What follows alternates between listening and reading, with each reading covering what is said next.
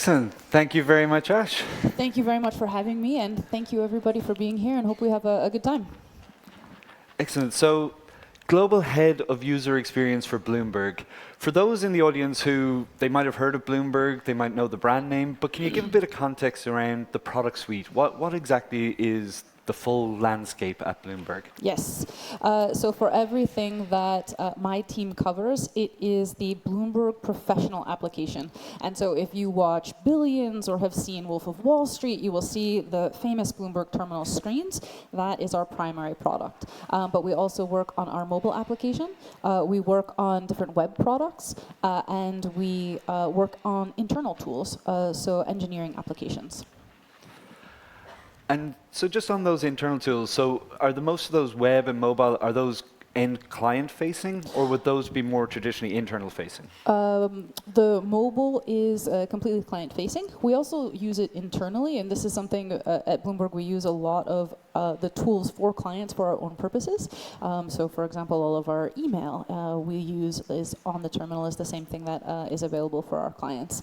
Web is also client facing, but then we'll reuse kind of the technologies, the design system that we have for web for our internal purposes. Excellent. So dog fooding your own. Yes, exactly. Brilliant. So we want to talk about actually the UX journey in Bloomberg. Now, what I always hear when I'm talking to people, and I'm sure there's people out there who might kind of appreciate this as well, is when you have those successful, really large companies, their current products are doing great, why rock the boat? Yeah. Why not keep going with the traditional way of working? Why introduce something like UX? So can you give us a bit of context around when did Bloomberg start to make that shift, and how did that look? Yeah, so I was not there for the inception. I have been at Bloomberg for 10 years, so I joined in 2015. And really the transformation started in 2009.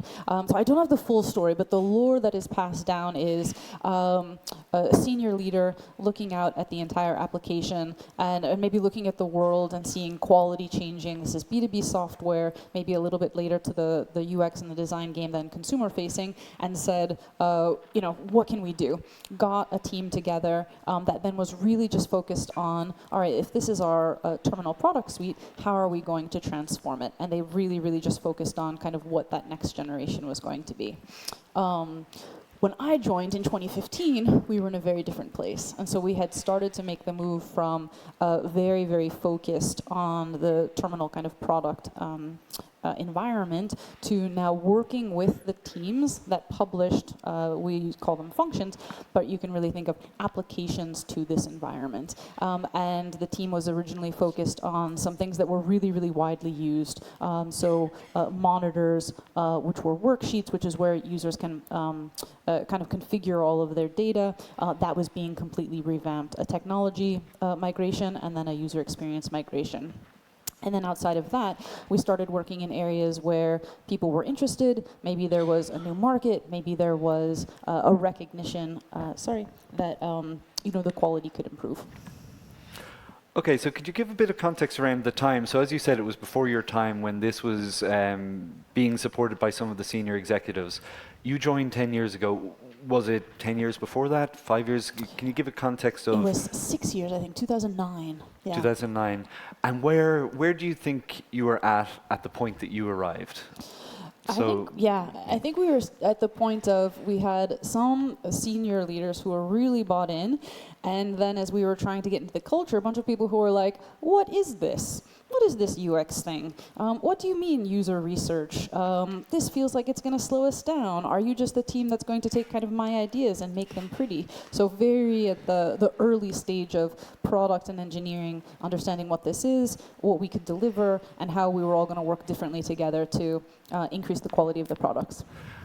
And then on a scale perspective, can you give people a bit of a context of the scale of Bloomberg as a whole? And then, let's talk about 2015 when you started. What would have been the UX or whatever it was called? It might not have been called UX 10 years ago. Yeah. Can you give people just an idea of the scale? So our current scale, so kind of how many designers we have versus kind of everybody else. So Exactly.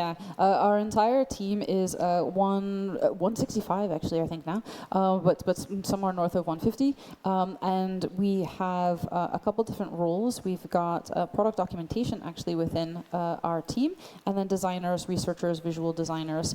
So that team compares to I don't even know how many, but let's say more than 1,200 engineers and product managers. Now, not all of them build anything that is client-facing, but that just gives you kind of a very rough scale. Okay, so 1 to 10? Ooh. 9? Okay. Oh, even higher. Oh, okay. Maybe, yeah. And what was it in 2015? Because what I'm trying to understand is your journey of, so when you joined 10 years ago, how far along on that transition? Because I'm going to start asking you about the challenges you faced. When I joined, I don't think we were really more than 35. Like, we could all fit in one room for like the entire team design crits at the time. But I don't think the entire company has scaled as much as we've scaled in those 10 years. Excellent. So there's obviously a buy-in that this is important and it's valuable. What were the challenges though? So you mentioned one already, which is that kind of hesitancy of people. Was that the biggest challenge that you faced? And has your challenge evolved over that last decade? Yeah. So I remember being, so I joined Bloomberg as an interaction designer, and I think my first project was redoing fixed income trading tickets. I remember sitting with the product manager, and they were very much like, okay, cool, I get this is going to help me. So it wasn't like a buy-in thing, but it was just a process thing. I would be asking questions, that any designer would understand. Who's the user? What are they trying to do? Let's map out the workflow. What are their use cases? And that was just kind of anathema. And so I think that was the biggest kind of initial hurdle, was just I want to work with you, but I don't speak the same language yet. And that just took a lot of patience and a lot of adapting. I think the second thing was probably just speed.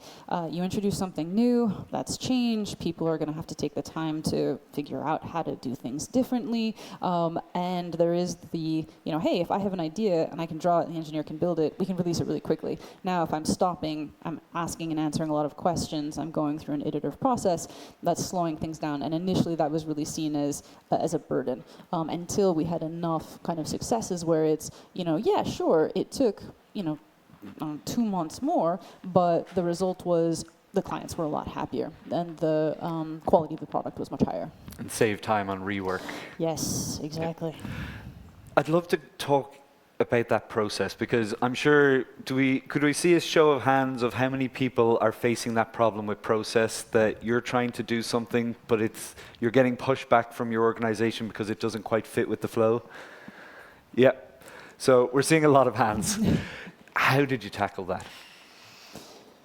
I think being really adaptive and meeting people where they were. So we definitely had some instances where we had the process in mind, and we were, this is it, everybody. This is the process we're going to follow, and then we will get to the perfect outcome. But if nobody's buying that, then you're not getting the engagement. You don't have any opportunity to deliver any value.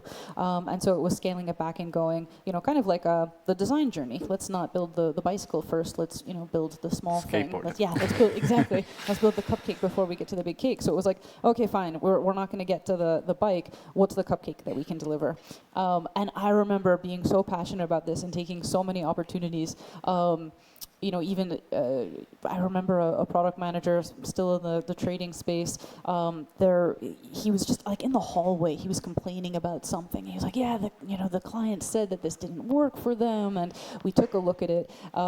And I wasn't even working on the project, but I just went, "Oh, I see how it could be better." And so I took a couple hours and I just mocked up what could be better, and took the time to go back to him and say, "Hey, these are the changes that we can make. This is why I think it's going to be so much better." It's kind of taking any opportunity like that, and then I think you get the buy-in. And so once somebody sees, okay, I can see what the value can be, now I can put in the time with a little bit more confidence. So it was really kind of winning hearts and minds one by one. around the organization, and then it would snowball itself, or how would you describe it? Yeah, no, I think a good point. Definitely a lot of like on the ground work one by one, and then I think starting to amplify those successes. One of the things I focused on when I became head of UX, this was in January of 2022, was really making us more visible and supporting some initiatives that were already going on to get product and engineering to step up and say, hey, we worked in a different way, and it was really, really good. So having that advocacy come from the people that we had success with, so that we were not the only ones going like, hey, we're really trying to prove to you, we worked with these people over here. It was those people over there telling their colleagues that they should be working in this new way. Excellent. The last one on the process, because what I found is maybe an organization might have a project management office or something like that where you have very strict written down processes. So while you might be winning the hearts and minds, I know in my past experience, we've had to skirt some of the processes in order to do things that end up well for the company. Yeah. Did you have that problem? And if you did you convince them to change, or was it that more just working around the edges? Yeah, I don't think we really had that problem, actually. And this is where everybody who is trying to achieve something is going to be so influenced by the context and the environment. If anything, Bloomberg is a little bit like process schmocess, a little bit lighter.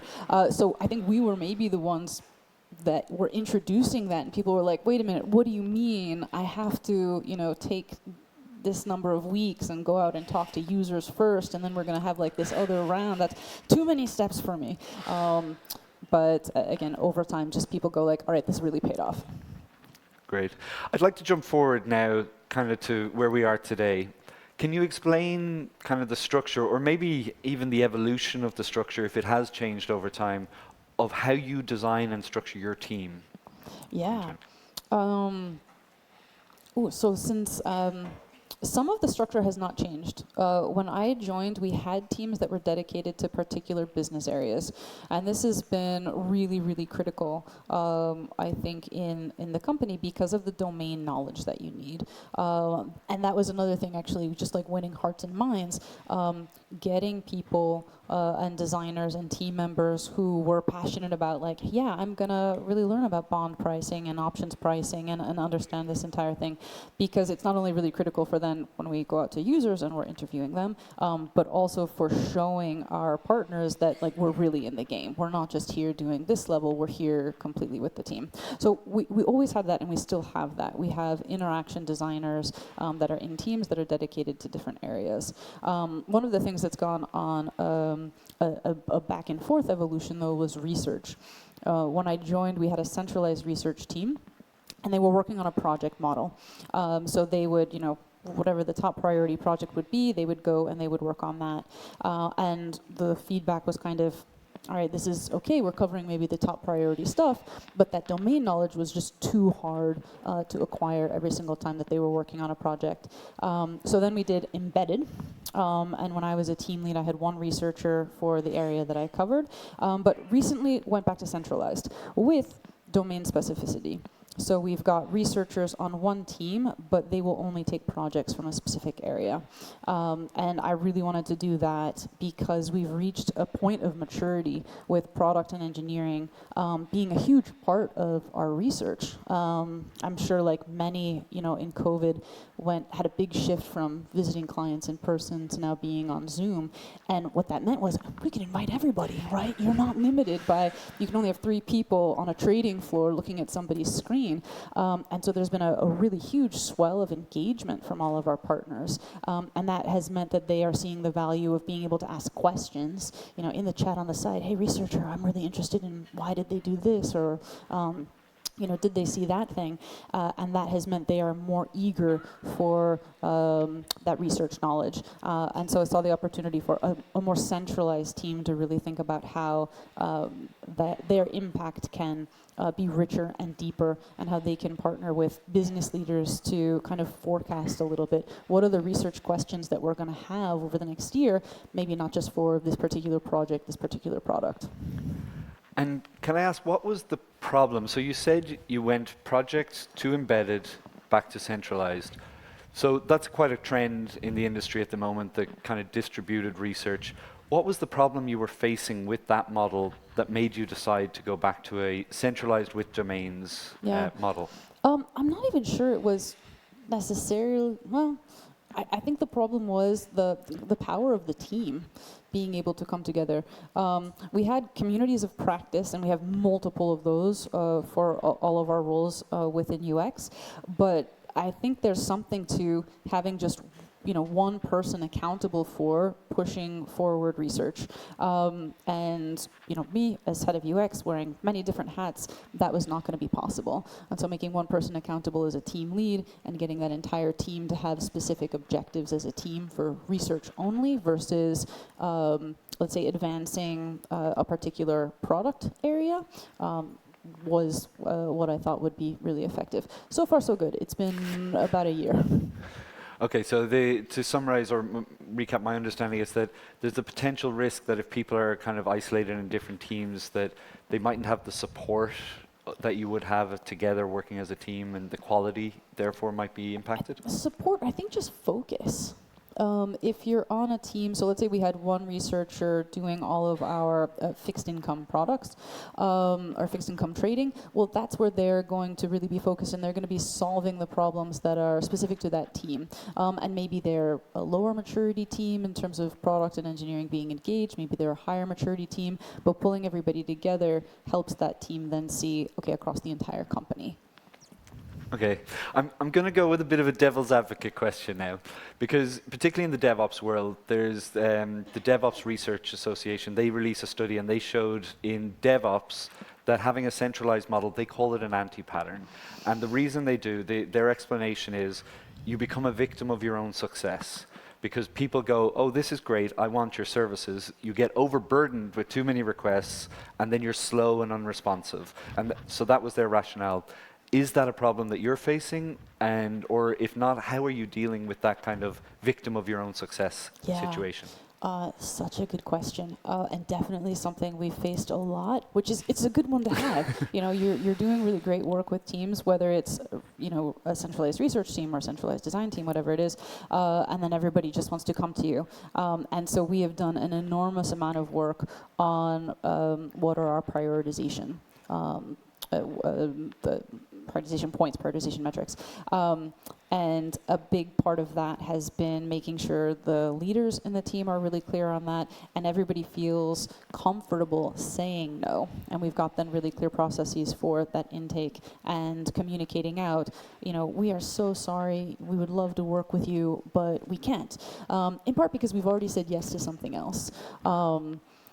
That took a lot of just reiteration, and a lot of coaching, I think, for team members to not feel bad about saying no.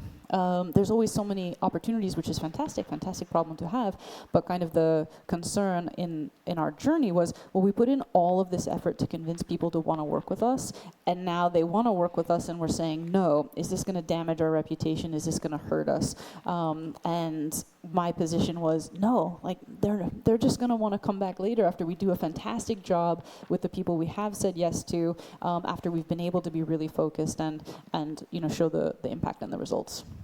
Excellent. So you found that even though you're saying no, it doesn't result in resentment or any kind of ill will towards the team? I don't think so. And I tried to really phrase it as there's always so many things that everybody wants to do. People understand, okay, you can't do everything. But the next question that comes to my mind is, if you are saying yes to some things and no to other things, what is how do you decide which ones you're going to accept and which ones you're not? Yeah. First one is, what is going to be the business impact? There are so many different products that we work on, and so much that we would love to evolve, and you always see so many opportunities for things to get better, but you have to be practical about, well, what is the business currently investing in? So that would be number one. And then second would be, how effective do we think we're going to be with this team? We're small. We don't have an embedded model with absolutely every single product team, product engineering, UX. Some are just product engineering. And so if we're coming into a space where we're starting to work with a group maybe for the first time, and we're comparing that to another group that maybe we're working with for the first time, actually that would be a bad one. So let's say two groups. If we worked with one already and we know they're at a certain level of maturity, they know how to engage with us, they're really going to be on board, that might win out over the team where maybe we've tried in the past, we don't have the buy-in, we're not sure we're going to be as successful. And the really big one being, are we going to be able to deliver the most impact? And then I think the third one is, where are they in their life cycle? We know we can have the biggest impact if we're coming in as close to the beginning as possible, just the start of that double diamond in terms of discovery. And so if it's a project where they're almost at execution phase versus a project where they're at the beginning, we know we can have more impact if we start at the beginning. Is there a chicken and egg problem there? In that, if just in the particular point of you've worked with somebody, you know where they are in their life cycle, but they can't mature until they get working with you and that situation. So do you face that problem of like, how do you start that chicken and egg or solve that chicken and egg problem? That is a good one. I think, probably the business impact one is going to be the main driver. Yep. So if we've got a team less mature, we haven't worked with them as much, we haven't been as successful. If they are the top business, we're just going to definitely work with them. I think we've then built up enough of a library of examples, supporting materials, coaching materials for teams. They've got enough of a network where then we can go, all right, we're going to make this work. What are the tools? What is our approach going to be in order to be successful, or as successful as we can be? Awesome. I want to look at it from a person side now, because we've been talking very much on the process side and structure and things like that. And I can see in a lot of companies, I'm sure because we had a lot of hands here earlier when we talked about it, you're going to have, in my mind, two sides of the challenge. You've got the people who are used to working in a particular way, so this is brand new to them, and you're advocating change, which is always hard. And then you've got your new staff that you're probably coming in and you're hiring because they have all of this experience and they have to get used to the culture of that company.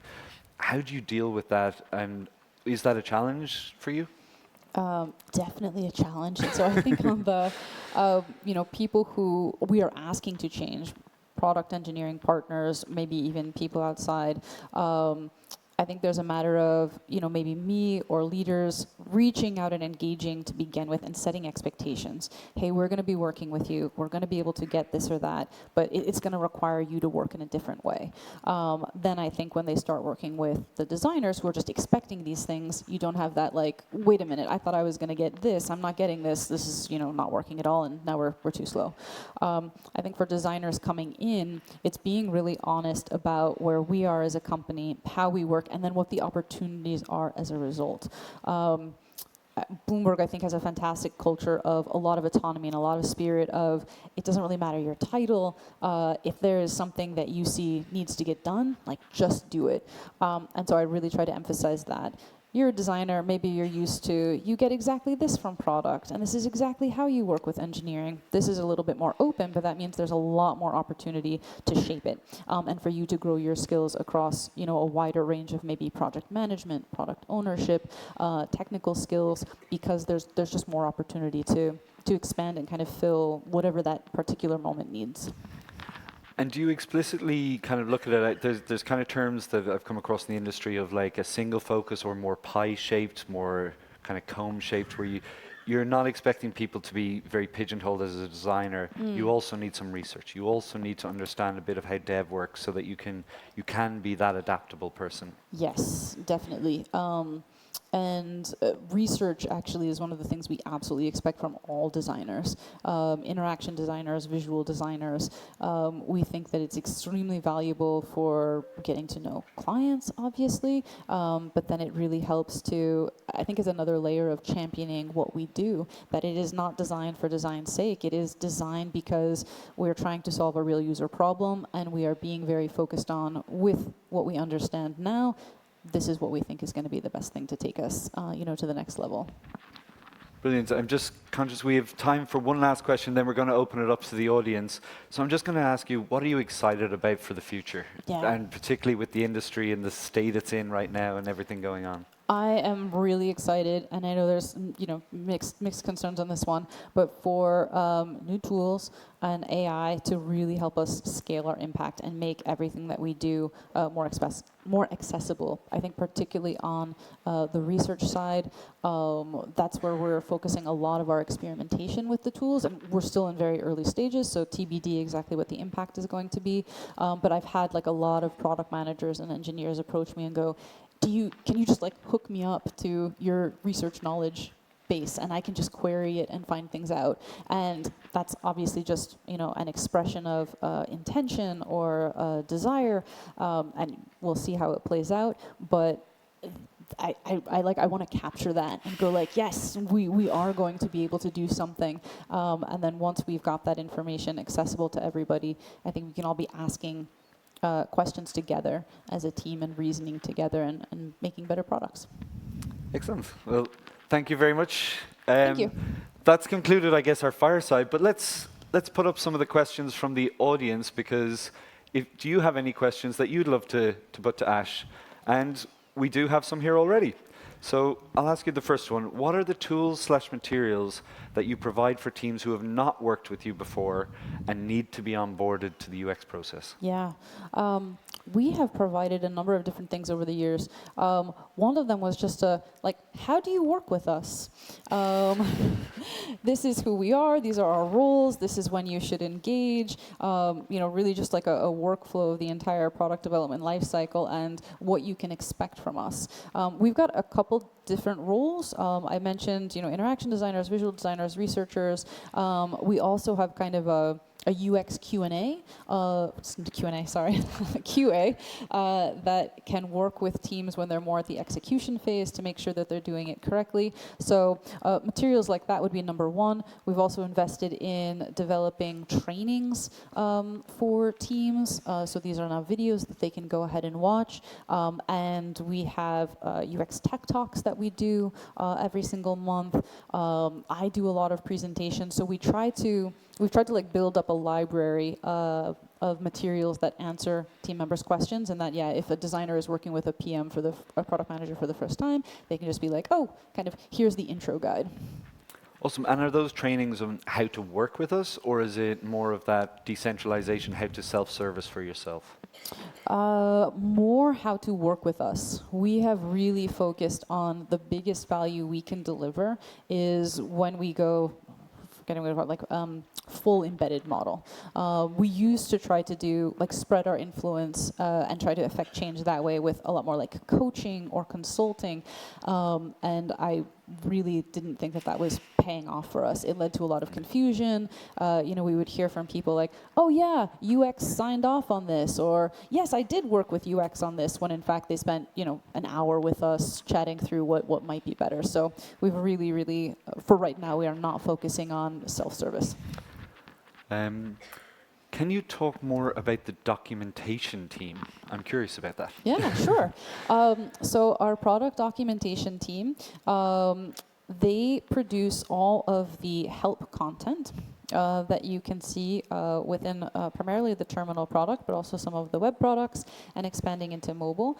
And they are also the product managers for our user assistance tools. So what's new tours, help postcards, different applications where our users can see what are the new things that are being published. And in enterprise, this is extremely common. You've got new releases, and our users really want to understand what is the newest thing, what is the latest thing, or if there's been a change, how is it going to affect me? So all of the content that they produce for that is really critical for kind of feeding that pipeline to answer those questions for our users. It also plays a role in ensuring that our support and our sales also have these answers. And are they a kind of a centralized team, so all of these teams who are building the features will kind of feed into them going, by the way, we're just about to launch this? Yeah, so they are a critical part of our kind of go-to-market process. Brilliant. You mentioned actually with people saying that UX had signed off, so I think this question might have come from this one. As head of design, do you personally have oversight and sign off for all designs before they go forward into product? We do not have a formal sign-off process. I think a big thing at Bloomberg is wanting to deliver as much value as quickly as possible. And given that we are a very small team, there is still a lot that goes out that we don't work on at all. So number one, that would just completely be not feasible. I think what we've done is focus, though, on that prioritization element. What are the products that we are building that are highest priority for our business, highest priority for our user, and maybe need more oversight? We're, trying out a new visual design. We're doing a new interaction that we've never done before. It's a completely new market, and we're all learning about a domain together. That's where we'll get a lot more attention, but there's not an official document somewhere with my signature on it. But for the ones that your teams do themselves, so as you said, you're not touching everything, but do you have a formal, or how do you do kind of peer reviews within your team? So within, let's say, the domain-specific teams, so I think I mentioned previously, there's a team that's just focused on designing for our buy-side products. They will review together. So we have a big culture of design critiques, and so any design that is that somebody is working on, we'll see kind of weekly reviews by the entire team. In that way, we get a lot of really good feedback from people who do understand the domain and who maybe understand, okay, you're working on this thing here, but I see how it's going to impact a workflow step, 10 steps later. And then the team lead ultimately has, kind of the final design direction. Brilliant. Oh, the eternal question, how does your team measure project success? So many different ways. But we've really focused on... and I don't know if this question is implying it, but veering away from measuring UX's success on a project towards the team should have very clear success metrics for that project or for that product. And we've done a lot of just internal education for ourselves and then built that into our processes. So we'll have a design template where, page one is, why are we doing this? What do we think the value is going to be? And how do we know we're going to be successful?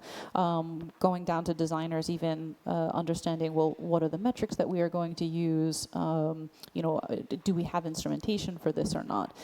So that's really been where we've focused. And then it is a matter of, fantastic, the entire team came together, they established the success metrics, product, engineering, UX were bought into that. Along the way it was, are we building something that we think is going to get us there? And then of course just measurement after release to see if those were achieved. So very much on the outcomes, not just building the product. Yes. Excellent. That aligns perfectly here. Okay. Okay, we have time for one last question. Sounds like there's been a decent level up in the UX maturity of Bloomberg. What are some strategies you would recommend to do the same elsewhere? Oh, such a good question. And I think you brought this up earlier. We've really had an evolution. And even the 3.5 years now that I've been head of the department, I've really changed a lot of my strategies. So I think number one would be adapt. Just figure out where everybody is and make a strategy to just get to the next level, kind of that next increment. And so, thinking back to my first months in this role, a big thing that was still a problem was people not really understanding who we were and what we did. So I really doubled down on, we're going to create a lot of materials to explain that. We're going to have a lot of high-profile events to be really visible. One of them that then we created was UX Week, where we invite all of our stakeholders to different sessions, the UX Tech Talks. So that was the strategy that I used at the time to make sure everybody had that baseline understanding. Now that's just established, and we're seeing lots of other benefits, but I'm shifting my focus to, okay, we've taken kind of what UX can control and do as far, well, not as far as it can go, but very far, and to get to the next level, want product and engineering to be thinking about how do they need to change now. So engaging with senior leaders to get them thinking about how they can be contributing to the quality of the product. Brilliant. Well, thank you very much, Ash. Thank you. Thank you, everybody.